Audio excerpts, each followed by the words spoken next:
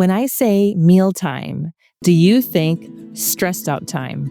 That is a reality for many families with neurodiverse kids and spouse because of the sensory challenges and also because of different foods and new foods, textures. And today I will break down the first step in understanding how to work with our family members when we have these challenges. Hey friend, do the daily demands of family life leave little time for self-care? Are you losing yourself in the process of caring for others? Are you ready to make self-care and healthy boundaries a natural part of your day while embracing your roles as a wife and mom? Well, I'm so glad you're here. I'm Christina, married 17 years to a neurodiverse man, mom of 3 neurodiverse kids, and many more roles. Welcome to the Moms and Neurodiverse Families podcast. Get ready to begin your self-care journey.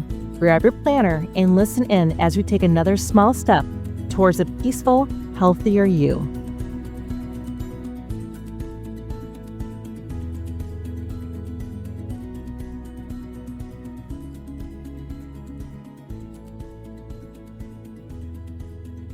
Do you remember introducing new foods to your children? Do you remember how they responded?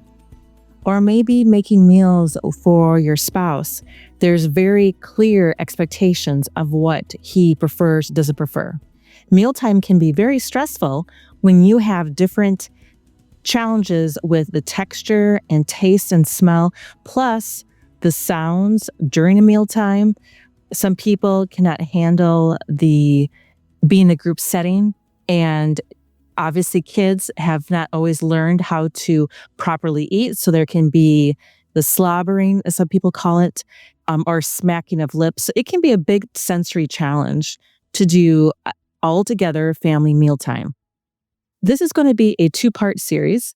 In this first part, I want to introduce to you the concept of why mealtime can be so challenging, especially for kids. I am thinking back to when I first introduced yogurt to one of my kids. And I knew they liked applesauce. I knew they loved ice cream. But it was interesting when they started eating yogurt, they got some on their fingers. And once it touched their fingers, they refused to eat it, which obviously when they're in the toddler stage and, in 1-year stage, eating yogurt, it's going to get on their hands. But I observed it didn't even get to their mouth, and this kiddo is refusing to eat it. That puzzled me because I was used to seeing kids put food in their mouths and then they have reactions, but it touched their hands and they were completely having a protest. And it took about 2.5 years to get that specific child used to yogurt. And over time, as I began observing, which I really, again, if you've listened to this podcast for a while, I highly encourage you to observe and watch and be curious on why does your child, and sometimes even your spouse, respond the way that they do. I'm not saying how they respond is okay. That's a whole different story. But be curious on why they see it as a challenge sometimes, whatever situation you're facing. So I came across working with different speech therapists. And if you didn't know this, speech therapy, when it's done well, and I'm not talking about the school system. The school system, we tried that with speech therapy, and it was extremely difficult to get any assistance from them.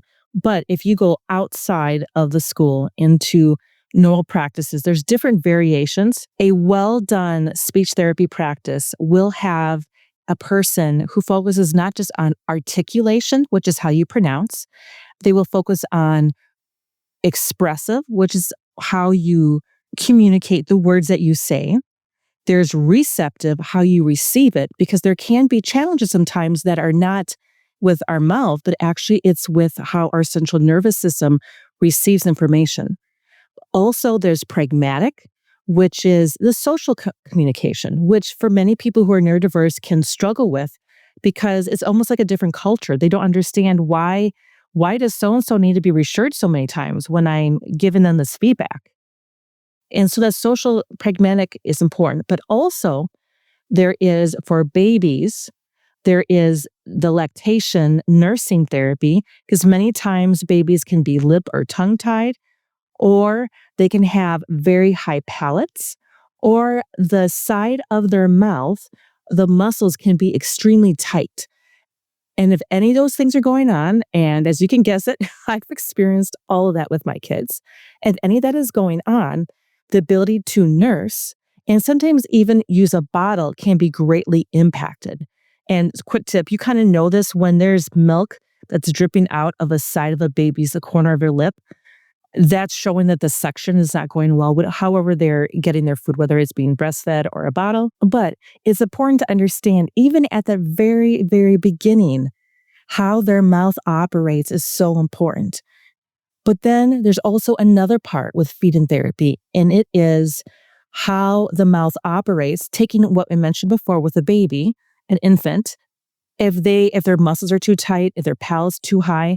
Like, for example, normally your tongue should be resting on the top of the roof of your mouth. That should be its resting place. However, if for whatever reason, if a tongue tied or if there's different muscle and tone issues, that won't happen. And that will impact so many different things in a child's life.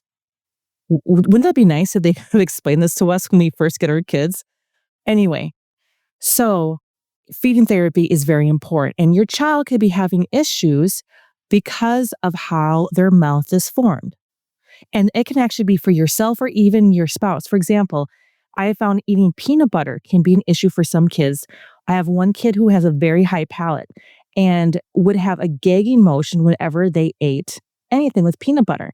And it's because their palate was so high, the peanut butter would get stuck up there. And then they couldn't use their tongue to move it out of the way. And so we had to find different ways and training on how to work with that kid. My point being is that, like, why am I talking about this when my focus is on self-care? I'm a firm believer that we need to focus on our self-care and how we take care of ourselves in daily, weekly, and monthly rhythms. Full believer of that. However, also by being wise in how we carry out our role. And as a mom, oftentimes we are the ones who are looking into these issues, who are carrying out the care of the family. By being wise, we can reduce the challenges, which means we're able to have more time for our self-care. So this is the reason why I am sharing this tidbit. What I'm wanting to get across today is the concept of an eating hierarchy for feeding therapy, that there is a process that I suggest, even if your child is not neurodiverse, and if you have like a young baby, I think this is a great way to introduce foods for anyone, no matter what their challenge is. Because even if a child is not neurodiverse, but they have issues with their palate, they have issues with the tone on the side of their muscles on the side of their mouth, if they are lip or tongue tied, this also would help them as well.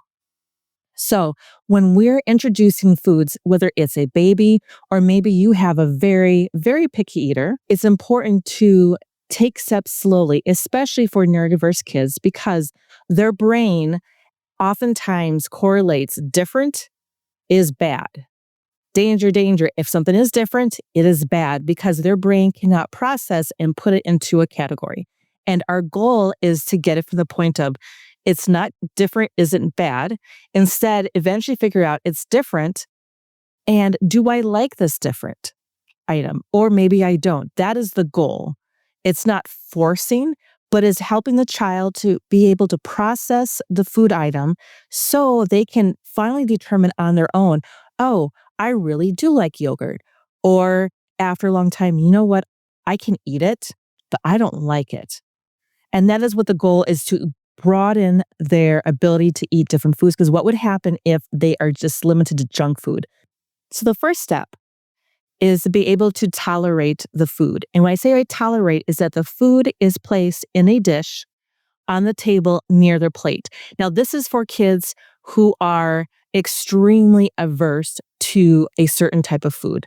Now, a baby, as in like a 13-month-old, 14-month-old, even if you're introducing food younger at the 8-month stage, they may not need this step because they probably don't have a strong opinion, but if your child is older and they already have a strong opinion, this is the first step. And it's a small bowl. You put the food and it's under their plate. They don't have to touch it. It's just there. And they need to be able to tolerate it there. Because again, remember, the brain is saying different equals bad. And we just want them to get to the point of just seeing it and being okay seeing it. The next step is touch. We want them to touch it with their fingers. Just touch it. That's all they're doing.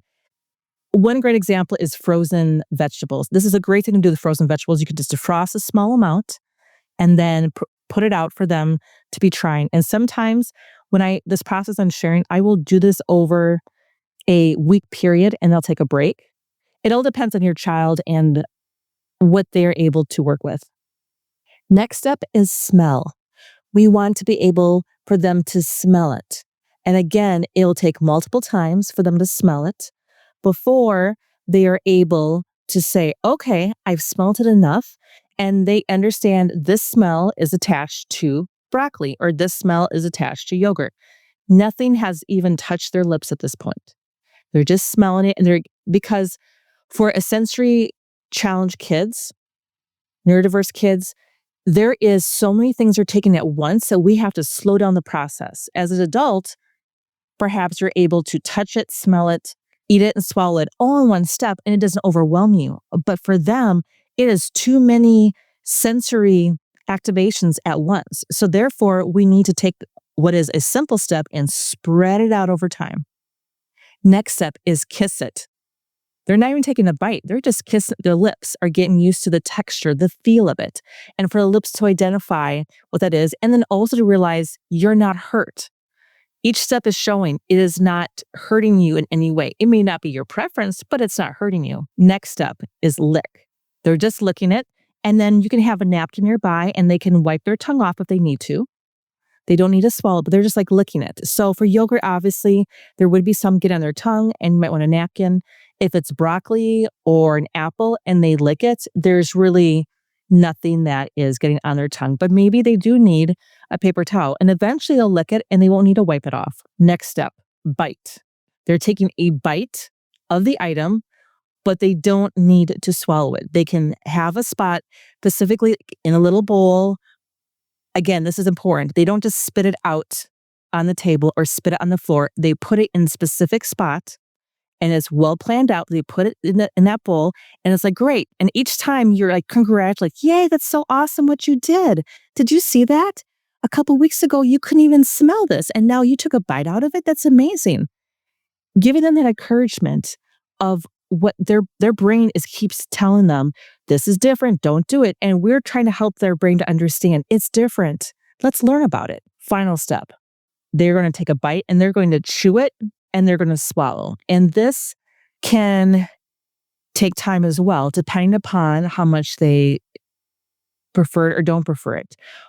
I really encourage you not to force the swallow. That is something that in the past, I thought that was important, that they have to eat it. And as I learned more about how their brain is wired and that when I have so many different things going at once, screaming and yelling at me, I don't like it if I feel like I'm being forced. I need some moments to myself.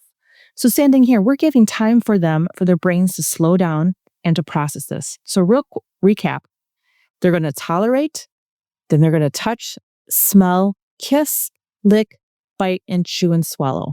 This process for my kids, for one food item took a month. Another one, it took 2 years. It is hard to know.